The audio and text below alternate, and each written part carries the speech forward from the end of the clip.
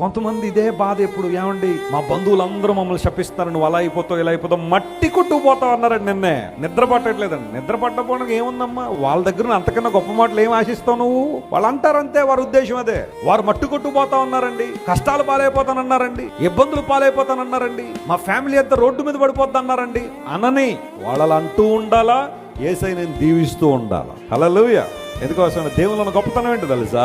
ప్రతి శాపాన్ని ఎలా మారుస్తాడట ఆయన? దీవెనగా మారుస్తాడు. That's what I believe every time. నేను ఎప్పుడు అదే నమ్ముతా. నా దేవుడు మనుషులకు ప్రతి వ్యర్థమైన మాటను నా జీవితంలోకి ఎలా టర్న్ చేస్తాడు? ఆయన దీవెనగా మారుస్తాడు. వారు శపించుచున్నారు గాని నువ్వు నన్ను ఏం చేస్తున్నావు ప్రభువా?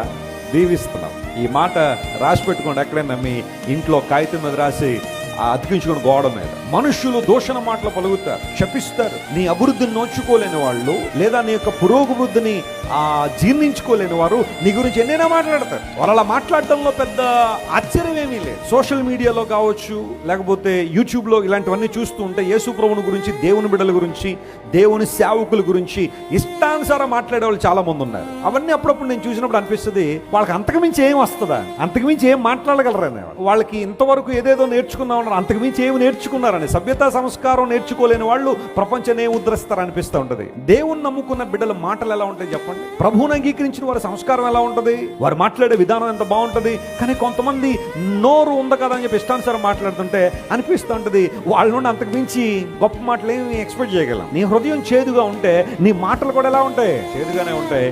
నీ హృదయం పవిత్రంగా ఉంటే నువ్వు మాట్లాడే మాటలు కూడా. సో చేదని నీళ్ళు ఒక వ్యక్తి దగ్గర నుండి వస్తున్నాయంటే అందులో మనం కంగారు పడటం లేదు. హృదయం అంతా కూడా వాళ్ళది అలాగే ఉంది.